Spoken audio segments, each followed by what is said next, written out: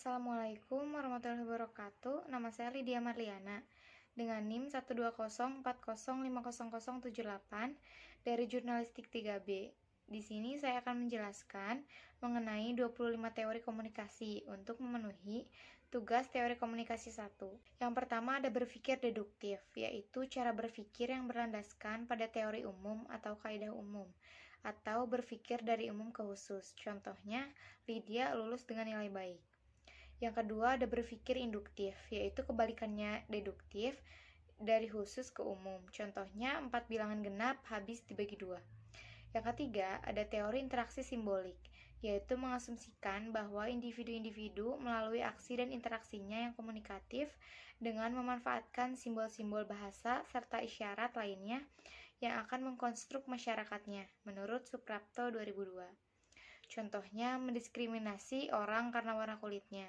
Yang keempat ada manajemen makna terkoordinasi, yaitu menjelaskan bagaimana individu saling menciptakan makna dalam percakapan. Contohnya menyampaikan informasi dengan mimik atau gestur. Jika via daring bisa gunakan emoticon untuk menciptakan makna. Contohnya, anggaplah Anda seorang gadis yang jujur yang sedang ditaksir 2 orang pemuda.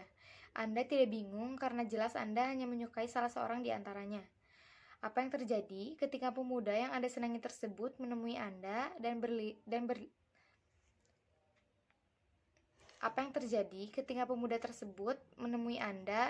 terlalu dekat sehingga melanggar jarak komunikasi antar pribadi yang diterima secara normatif? Besar kemungkinan Anda akan menilainya secara positif. Itulah tanda perhatian yang tulus, atau itulah perilaku pria sejati, ujar Anda. Namun, bagaimana halnya bila ingin melakukan tindakan tersebut pria yang bukan Anda senangi? Anda akan bereaksi secara negatif, Anda akan mengatakan bahwa orang itu tidak tahu sopan santun.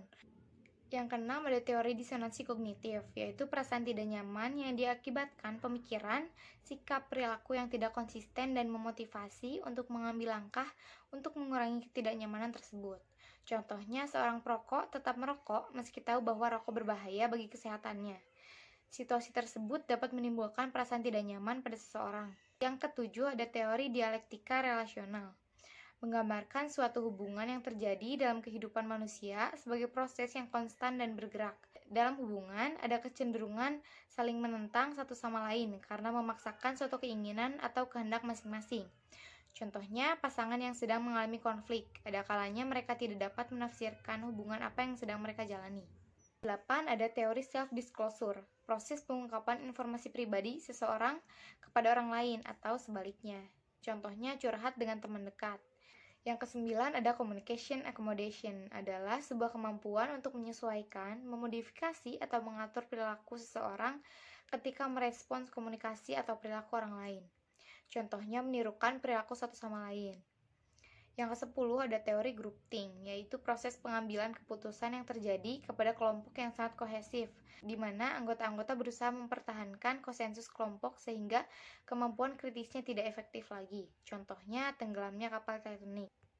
Yang ke-11 ada teori konvergensi simbolik, yaitu pertukaran pesan yang memunculkan kesadaran kelompok yang berimplikasi pada hadirnya makna, motif, dan perasaan bersama. Contohnya, Bob adalah anggota dari sebuah tim dari biro iklan dan menampilkan ide untuk kemungkinan iklan. Yang ke-12 ada teori penetrasi sosial, yaitu proses di mana hubungan individu-individu bergerak dari komunikasi superficial menuju komunikasi yang lebih intim. Contohnya kedekatan seorang sahabat laki-laki dan perempuan. Yang ke-13 ada teori pengurangan ketidakpastian, yaitu proses komunikasi antara 2 orang yang tidak saling kenal sehingga berupaya mencari informasi guna mengurangi ketidakpastian. Contohnya saat bertemu dengan seseorang yang belum kita kenal. Yang ke-14 ada teori manajemen privacy komunikasi, yaitu menjelaskan isu-isu keseharian seperti dalam kehidupan sehari-hari. Contohnya keanehan judul dan isi ketidakjelasan sumber, ketidakjelasan link media yang dipakainya sensasional dan kerap provokatif, serta jumlah penanda lainnya. Yang ke-15 ada komunikasi antar pribadi, yaitu komunikasi antar perorangan dan bersifat pribadi, baik yang terjadi langsung maupun tidak langsung. Contohnya percakapan melalui telepon atau surat menyurat. 16. Teori strukturasi, yaitu teori ilmu sosial tentang penciptaan dan reproduksi sistem sosial yang berbasis pada analisis struktur dan agen, tanpa memberi keunggulan pada keduanya. Contohnya, suatu identitas suatu kaum ditentukan dengan struktur yang mengungkapkan yang dihului oleh hasil nilai dan diskursus sosial yang memungkinkannya melakukan aktivitas-aktivitas tersebut sebagai seorang agen. 17. Teori budaya organisasi merupakan sebuah teori komunikasi yang mencakup semua simbol komunikasi, tindakan, rutinitas, dan percakapan dan makna yang dilekatkan orang terhadap simbol tersebut. Contohnya kerapian administrasi, kedisiplinan, inovasi, dan pembagian wewenang yang jelas. Yang ke-18 ada teori informasi organisasi, merupakan salah satu teori komunikasi yang membahas mengenai pentingnya penyebaran informasi dalam organisasi untuk menjaga kelangsungan hidup organisasi tersebut. Contohnya penyebaran informasi rapat secara merata. Yang ke-19 ada teori jaringan, yaitu melihat manusia memiliki jejaring interaksi karena adanya kesamaan norma dan nilai, karena adanya proses sosialisasi dari struktur sosial. Contohnya, memberdayakan teman-teman yang tergabung dalam sebuah komunitas untuk meramaikan acara amal.